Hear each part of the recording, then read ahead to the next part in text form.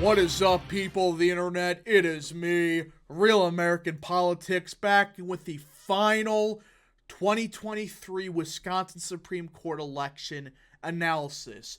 That's right, everybody. This is it. The Wisconsin Supreme Court holds on to this race. If Daniel Kelly pulls it off, conservatives retain a majority. If Protasiewicz wins, liberals overtake the Supreme Court. This is the most critical election of 2023. Yes, more critical than the governorship in Kentucky, in Mississippi, and even the Chicago mayor race, because Wisconsin is a swing state. This single Supreme Court race could tip the balance of 2024. Now, before we continue with today's final analysis, I hope you enjoy these type of videos. If you do, smash the like button down below, subscribe, share with your friends, hit that little bell, follow the Twitter account in the description down below, and of course, join the channel today. Guys, just for $3 a month, you can join Real American Politics, which is a phenomenal deal as it helps support the daily content we all know and love. You love the daily content? Well, that is the best way to support it. So I hope and recommend you join today. And of course, the election night live stream is up. Link in the description down below. Click the notification button the second the live stream starts. You will get notified. Yes, it starts at 6:45 p.m. because of the Chicago race. But the main point of tomorrow is the Wisconsin Supreme Court election. Let's get into it. Guys, if you live in Wisconsin, before I even freaking say a word about how I think this race is going to go, if you live in Wisconsin, you know somebody that lives in Wisconsin, etc., etc., even if they're a student in Wisconsin, tell them, get out and vote. That's right, students that don't even live in Wisconsin, if they currently reside in Wisconsin for school, they can go register and vote in the fall, or I should say the spring election. At least that's my understanding. Don't sue me, but I believe that's how it works in Wisconsin. Just make sure, just type it up on myvote.wisconsin, whatever it's called, just to make sure you're eligible to vote. If you want to vote tomorrow, you better, because this is for the Supreme Court. So, if you know 5 people, tell all 5 of them, vote for Justice Daniel Kelly tomorrow, not the leftist extremist Janet Protasiewicz. Alright. Enough of that. So if you know people, tell them to vote. Tell them to bring 5 people each. We need to storm the polls tomorrow. We cannot allow the leftists to take over the Supreme Court, because that's what Protasiewicz has ran on. She hasn't run on being a fair and impartial judge like you're supposed to. Like, yes, people know Kelly leans to the right, but Protasiewicz has been running as an open leftist, as an open partisan. So that's why this race is so critical. Now, I'm not even going to discuss the primary because the people still going on about Jennifer Doral. You're a lost cause. There's no reason to talk about it. It's ridiculous. People even say, oh, well, I hope Kelly loses tomorrow because it proves a populist right, yada, yada, yada.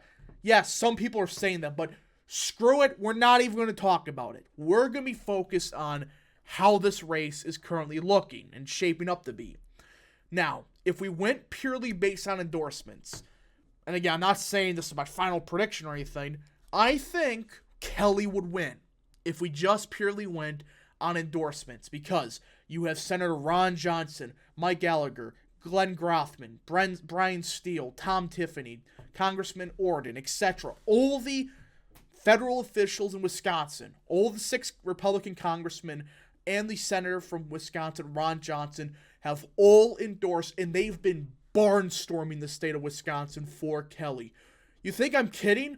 Look at Tom Tiffany's Twitter account. It's nothing but him knocking on doors in places like Superior, places like, I believe, Wausau, places like that, etc.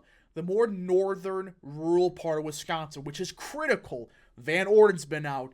Mike Gallagher's been in Green Bay a lot. Ron Johnson, he's been barnstorming the entire state. You got somebody like Scott Walker, the legend himself, barnstorming Waukesha for Daniel Kelly, because he knows if this race goes to Protasiewicz, Scott Walker, every single reform he passed that made Wisconsin better would go into the frickin' gutter.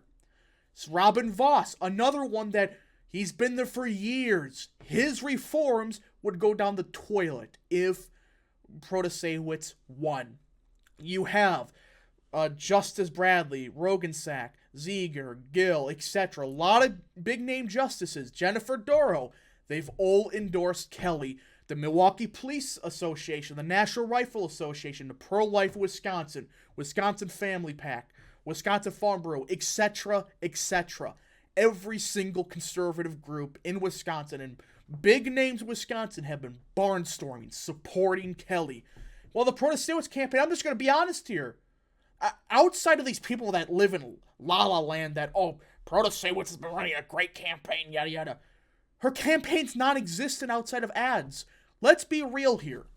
The only thing Protasiewicz campaign has going for it is the funding, which we're going to debunk that in a second, but Protasiewicz has been spending a lot of money on ads, but has no ground game. I don't think she's done a single event in person. She may have done like 2, maybe.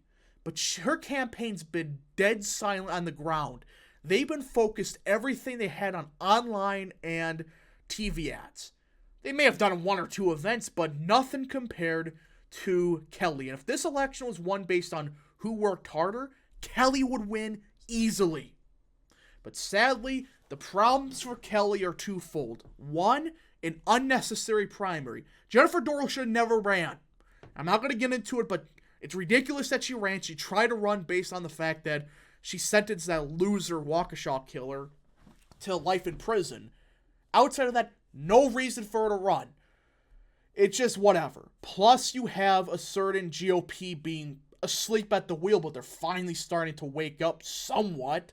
They're finally starting to spend a bit of money on a ground game. So, with that in mind, what's been happening? Many people have been making this funding gap such a big problem. Well, yes, Protasiewicz has a funding advantage, and early on, she had a massive one. But here's the problem with this thinking that automatically means she wins. Yes, it matters. Absolutely. It does frickin' matter if you have a funding gap, especially in a Supreme Court race. But guess what? In the past week, Kelly has overtaken her in spending for the final week of the election. Now, the 2 most critical weeks are right after the primary and right before the election. Those are the 2 most important weeks. One, the first one, you get your name out right away. And in the defense of Kelly, people already kind of knew who Kelly was. So, being not first is not going to kill him like some people think. But secondly, the final week of the election, Kelly's been killing Protasiewicz on the ad waves. It's been ridiculous. I've seen nothing but Kelly ads lately. So it's the 2 most important weeks. The first week, Protasiewicz won easily. The last week, Kelly easily won. And plus, Kelly has the advantage with the ground game. This is huge. People talk about the ground game as if it doesn't matter. The reason Brian Hagendorf won in 2019 was because of one last barnstorm of volunteers across the state of Wisconsin. He was dead on arrival a week before. He should have lost by 10. But volunteers got off their asses the final week, and they knocked on every frickin' door possible. And that's why Hagendorf won. That's not because, he's a true conservative. Yeah, no. He should have lost that race. But he didn't because the ground game was for him at that time. Kelly, he's been dominating for the ground game for the entire election. And Kelly the past 3 days has been doing, I would say, you know how Trump does those rallies in 2016 and 2020, the final 3 or 4 days, just campaigning like 4 or 5 stops a day? Kelly's been doing the same thing, if not more excessive. Or I should say excessive, just more events. He's done 5, 6 events every single day for the past 3 or 4 days. And not just in Waukesha, Green Bay, Superior, Eau Claire, etc. Getting every nook and cranny of the state just something. And, well, he's getting impressive crowds. I know some of this is because of something such as the Lincoln dinners, but that's not the point. He's getting enthusiasm for his campaign, and everybody's admitting Kelly has momentum going into tomorrow. Now, how will this election be truly won? Well, let's be real here. Protasiewicz is slightly favored. I'm not saying otherwise. But this election is arguably the hardest to predict. And if it ends up Protasiewicz +8, fine. But let's be real. Based on everything we got, it's going to be a close race. Absolutely. The internal polling that have been released, it's been tightening week after week. The early vote data, it's way more conservative than it was in the primary. So, with all those factors included, this indicates it'll be a close race. These people saying, oh, well, it's going to be Protasiewicz +8. Sure, there is that possibility. If election day turnout sucks, fine. But here's the thing. It's unlikely. And if it does happen, fine. I'll admit I was wrong that Protasiewicz did a lot better than expected. But there's one thing people are just again and again forgetting about. Ancestry. Wisconsin has very ancestral Republican and Democrat voters. People need to understand. In a place like, people make it sound like Kelly's going to do worse than, Trump in Waukesha, Ozaki, etc. Look, he doesn't need to get 75% of the vote in Waukesha. He may need to get that in a place like Washington, which is very well possible. But a place like Waukesha, the higher the better. He doesn't need to reach 70%. So that's what this election will come down to. Flat out, it will come down to turnout. Anything else is just ludicrous. He doesn't need 75% in Waukesha. What he needs to do is, I would say, threefold. Number one, limit the damage in the driftless region. I've been going on and on about this area. This will be where the election will be won on. He doesn't need to win it. Protasiewicz is probably going to win most of these counties in this region. Fine. But that's not the important part. He cannot get murdered like they did in the primary in this region. This is a very Trumpy part of Wisconsin. A lot of Trump-Evers voters exist in this region. A place like, in my opinion, Crawford County or Vernon counties. These two counties are the two single most important counties in this election. If Kelly is running fairly close to Protasiewicz in these two counties, he's cooking probably. That means he's probably winning a place like Grant. He's probably holding out in a place like Lafayette. He's probably doing good in Richland. But these two in particular, they were fairly Protasiewicz favorable, and Evers won Vernon. Those are some pretty important counties. You just cannot get killed in this region, so limit the losses in the driftless. Number two, do not get killed in Dane or Milwaukee. There's nothing to be said here other than just don't get killed. You can't lose Milwaukee by 50 points. You can't lose Dane by, well, you could, but very unlikely by 60 points.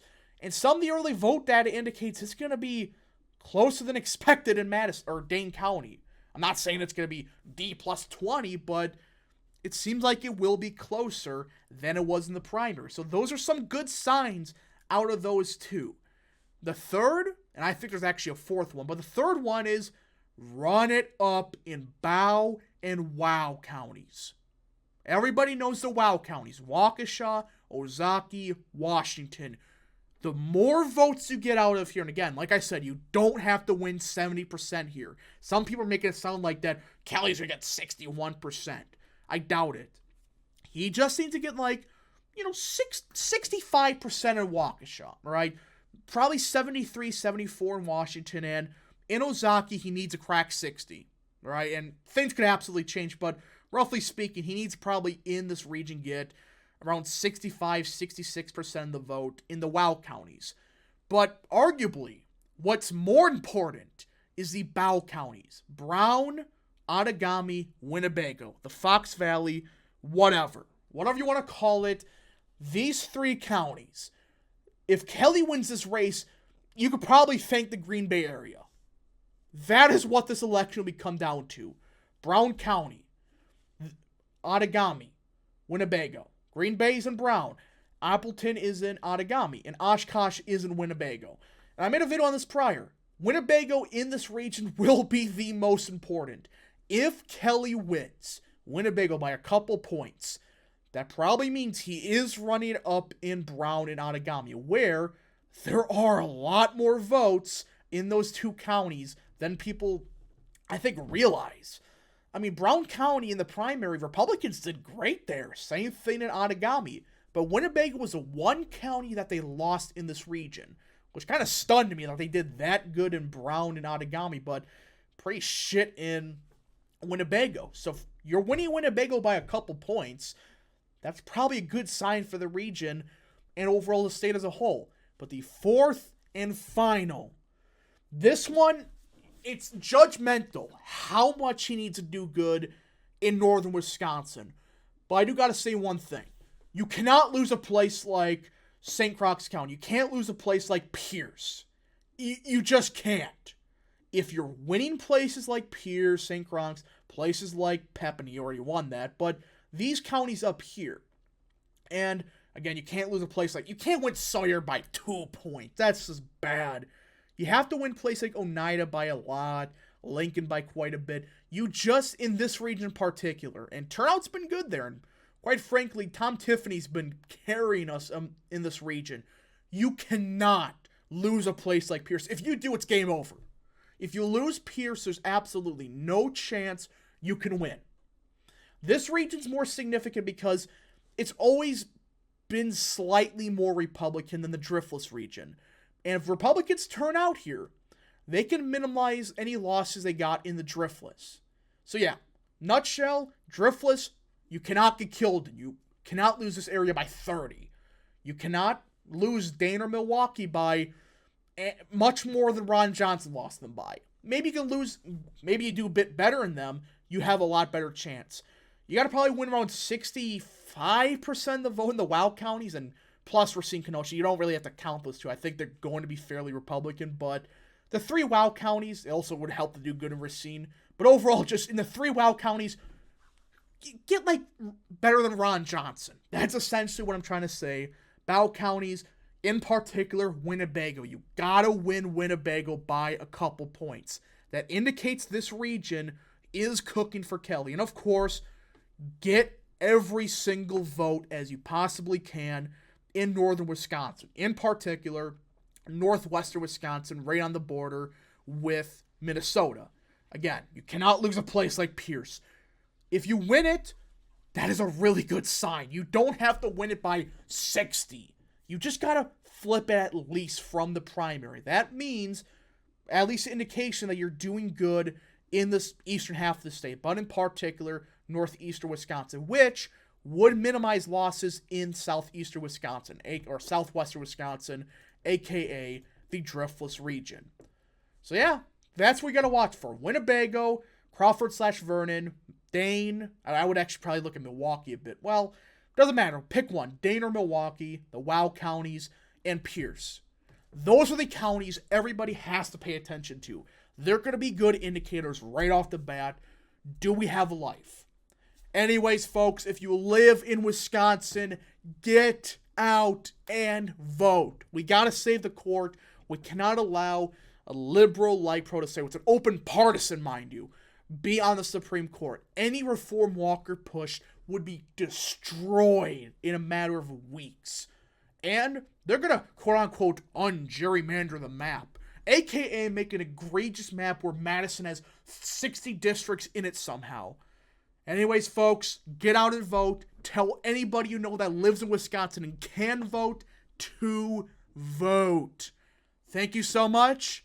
We'll see you guys on the election night stream. Godspeed to all of you.